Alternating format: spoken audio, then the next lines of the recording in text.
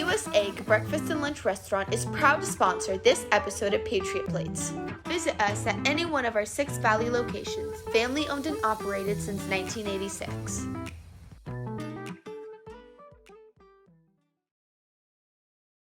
Let every nation know, whether it wishes us well or ill, that we shall pay any price, bear any burden, meet any hardship, support any friend, oppose any foe, to assure the survival and the success of liberty.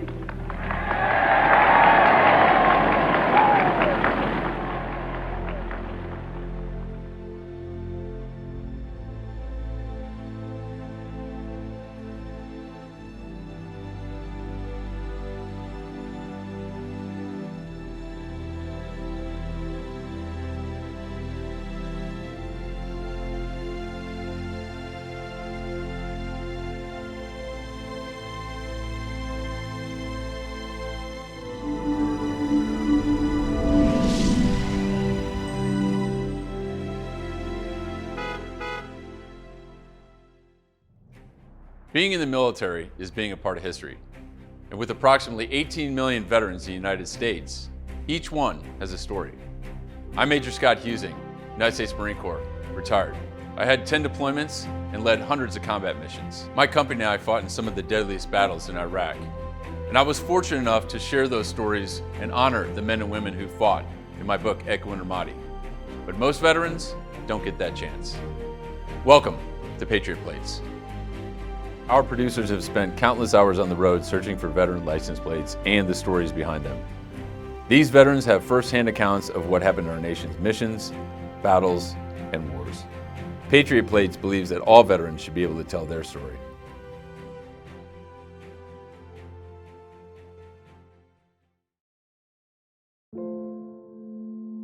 My name is Joe Abodeely. I grew up in Tucson, and I was interested in the military, and because a war was coming along, I decided to join Advanced Army ROTC. So I got my commission and I went a year to law school. I didn't do well on a couple courses, so I had to re-examine in them. And while I was re-examining, I went and took a course in business. In those days, when you changed your course of study when you were in college, Uncle grabbed you. So I went on active duty. I went to Fort Benning School for Boys, the infantry school. And then I came back home for a while, and then I went back to Fort Polk, Louisiana, where I trained infantry troops for about 7 months to go to Vietnam. And then I got my orders, and I went to Vietnam.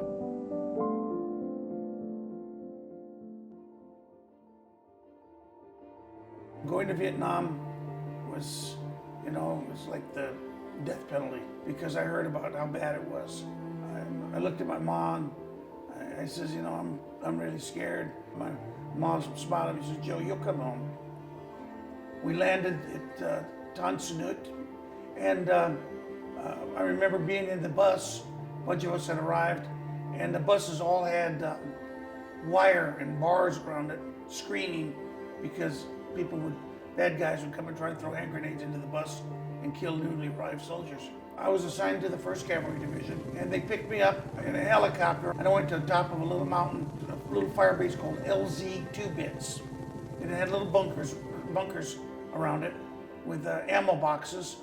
And I met my platoon sergeant, Sergeant Stacy, and that night we slept in a bunker that had about 6 inches of water in it, and I got to sleep on top of some ammo boxes so I wouldn't sleep in the mud.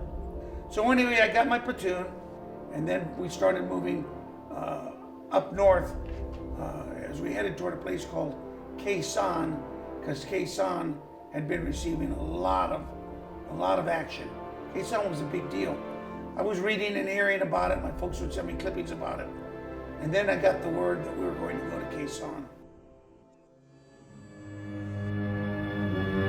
In the northwest corner of South Vietnam, Nestled among 4,000-foot-high mountains, steep ravines, and thick jungle foliage, rests the small valley of Khe Sanh. At this time in history, it is calm and peaceful. But from January 21st to March 31st, 1968, it was the scene of one of the most bitterly fought and highly publicized battles of the Vietnam War. President Johnson decided to send an entire air mobile division to relieve the Marines at Khe Sanh. General Tolson, two-star general, Major General, was our division commander. I was a second lieutenant, platoon leader in Delta Company, D Company, of 2nd Battalion, 7th Cavalry, 1st Air Cavalry Division. The 1st Cav was the only air mobile division in Vietnam at the time. I kept a diary when I was in Vietnam, and I wrote in there, I says, this is a glory push and we're all gonna die. The Marines had originally been sent to Khe Sanh to prevent any invasion from the North Vietnamese across the DMZ onto the northernmost province of Khe Sanh. And we were to go launch our Operation Pegasus from the area around Khe Sanh, because after a while, the Marines were under siege at Khe Sanh. Every time the Marines went outside the wire, they were killed. Anytime airplanes tried to land, they were blown up. Anytime patrols would go out, they'd actually get literally all wiped out. You couldn't find them. So the Operation Pegasus began April 1. And we landed at a place and set up a base camp. And then the first day we went out, we would get on the helicopters. We'd go from point A, and I'd sit behind the pilot and the co-pilot, and I'd see the ground ahead of us, and then I'd see the artillery barrages, because the way we conduct a combat air assault, we'd blow the hell out of the ground before we landed our troops there. This is no man's land it's going into. You see all the impact down there, the smoke and all that. We'd hit the ground, we set up, we went on patrol up Highway 9 that first time, and I remember my point man, his name was, called him Hippie, because he had long hair, he had his helmet, and a big peace symbol on it. He went up ahead, and then he went back to his squad leader there, who called back and said, 2-6, that was my call sign.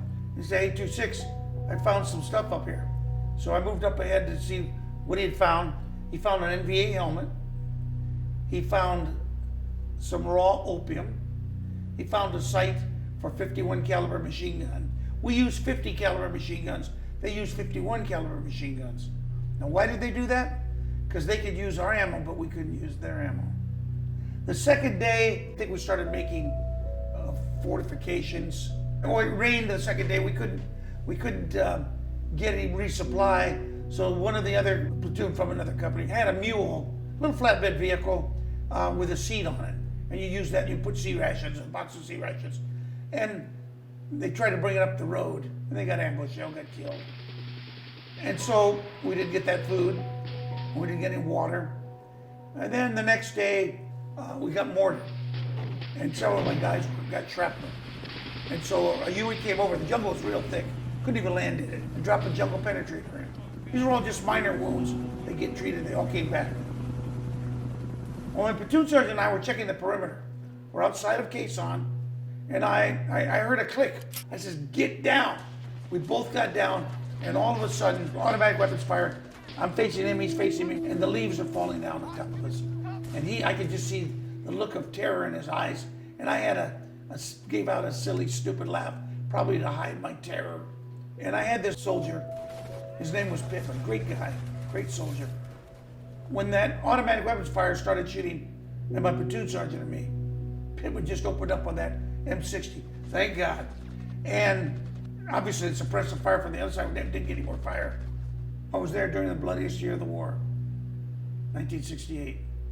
During the Tet Offense, I never lost a man. And I'd like to think it was a lot of things. One is there's a God, he's looking out for us. Two, I was lucky. And three, I was good at what I did. Kept them all alive. That was good. We slept there that night, and we went on another patrol the next day, and there was a firefight, and the company ahead of us hit some NVA. And there was a guy who was a real popular NCO. He went forward to go retrieve a automatic weapon that the NVA left there. He went to go get it, and they killed him.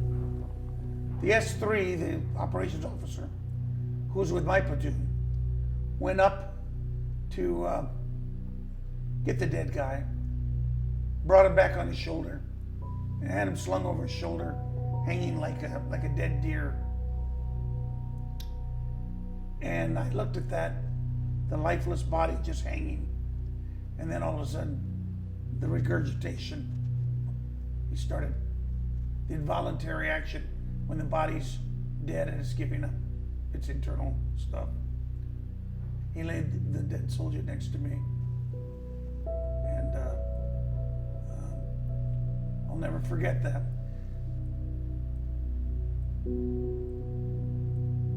We're outside of Khe Sanh. We're inching our way closer. That night, we would hear the company commander came on the horn, as we call it, the radio. He says, "All heavy bone 6 elements, be advised, we have some enemy rounds coming in to our perimeter, but they're not exploding. They may be delay fuse, or they may be duds." So I laid awake all night that night waiting for something to happen. Well, we got the word we're going to go into Khe Sanh. We're going to make the push because everybody's getting closer and closer. Remember, we had an entire air mobile division, 15,000 men, and then another 5,000 people included ARVNs, Army of the Republic of Vietnam, and 2 Marine regiments. And we got on the helicopters and we land on this hill, and it's like solid rock. So if we got shot at, we weren't going to dig foxholes. So I put my platoon in a line formation because we were going up a hill with no cover, no trees, not even rocks. We're just out in the open. We moved forward up the hill. First squad radio back, need to come and see this. So we got to this berm, crossed over it, and on the other side is a trench, all the way along this regimental size complex. There were tunnels, there were trenches, bunkers, there was commo wire all over the place. One of my guys found a bugle and gave it to me. Ammunition was laid out all over the place. Mortar rounds, mortars, dead bodies.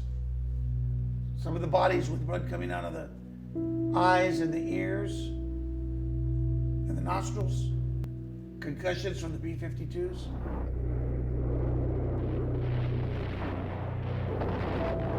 The aerial bombardment on the North Vietnamese at Khe Sanh was the most intense in the history of warfare. In all, from January 19th until March 31st, more than 103,000 tons of bombs were dropped on the besieging force. Navy, Air Force, and Marine pilots flew more than 24,000 sorties, including 2,500 by B-52s. We're still 2 miles outside of Khe Sanh. So my battalion commander was there. His name was Roscoe Robbie Robinson, West Point graduate. I think the first 4-star black general we ever had. He says, "Lieutenant, I want your platoon's gonna clear the road the last 2 miles." So we started walking down the road. My guys found bunkers like about every 10, 15 meters apart. We cleared all the way up to the gate. And then we were ordered to stay outside the gate, not to walk in first, because we were going to let the ARVNs fly in first so they could relieve Khe Sanh. Politics. But when the word came, I walked in there to Khe Sanh with, I had my M16 and that bugle, and I carried the M16 in my left hand. In the right hand, I went, da da da da da da da da da da da da da da da, because this was the cavalry. We're the first cavalry. There was a Marine captain came up, and I saluted, and I says, "Sir, Lieutenant Abodeely, 2nd Battalion, 7th Cavalry, 1st Air Cavalry Division, reporting for duty." The Marines who were there said, "We sure were glad to see you."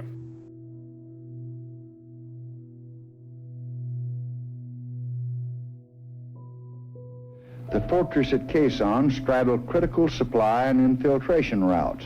I believe that our initiative toward talks with North Vietnam was greatly strengthened by what these men did at Khe Sanh, for they vividly demonstrated to the enemy the utter futility of his attempts to win a military victory in the South.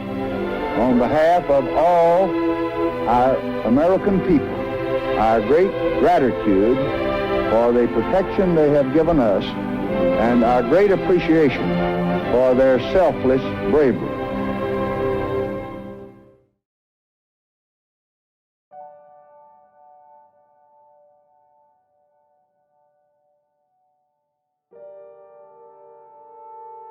Patriotism to me means really loving your country, willing to risk your life, limb. I have pride in my service. This museum has been around for 42 years, and we built it. The theme of the museum is the military history of Arizona and Arizonans who served in the military.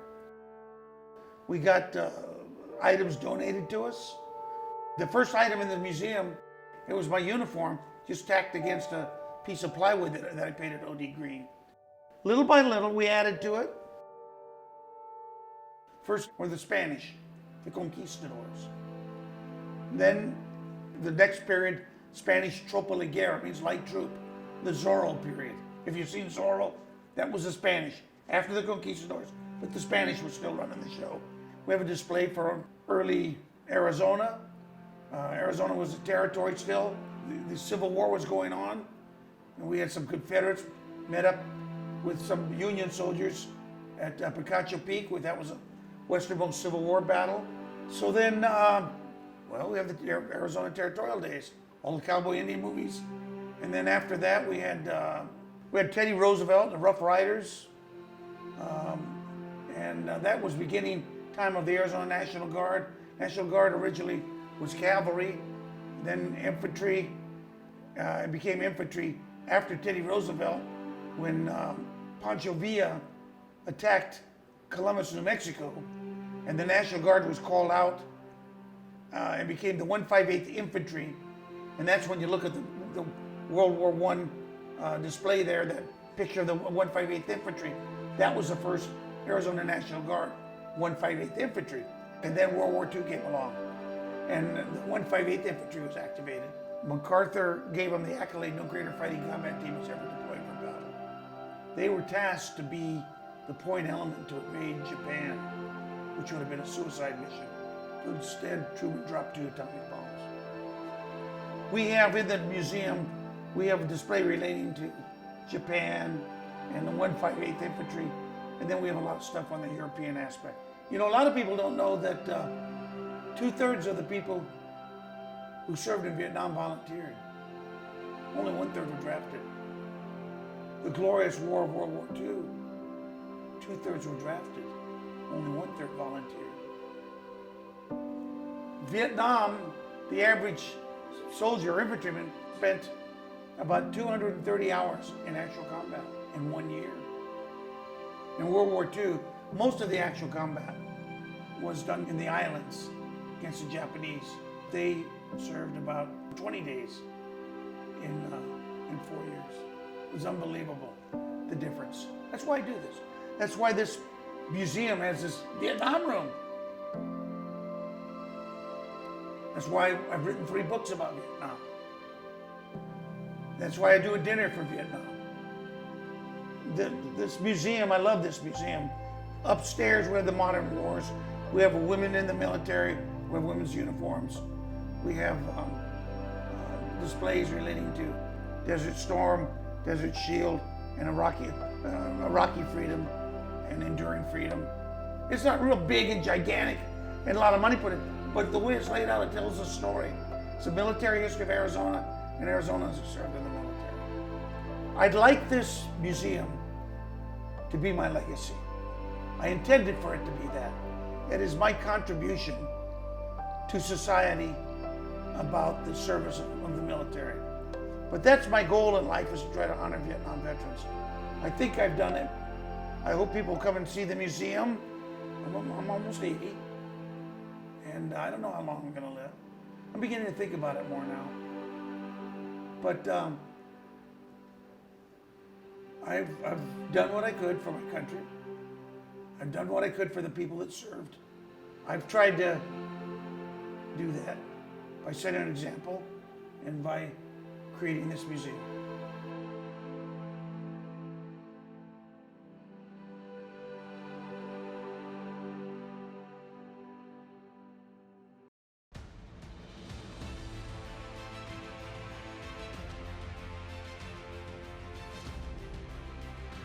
Don't miss our next veteran story on Patriot Plates. Get notified by liking and subscribing below.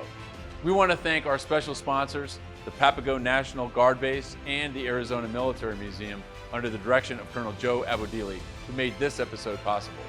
I'm retired Major Scott Husing, hoping that the next time you see a veteran plate, you'll think about the story and the sacrifice that went behind it. Thanks for watching Patriot Plates. One veteran, one story.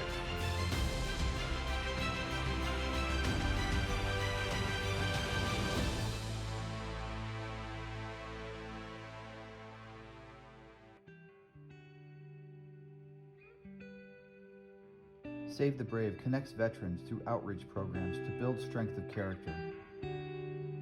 Our essential task is to prevent veteran suicide.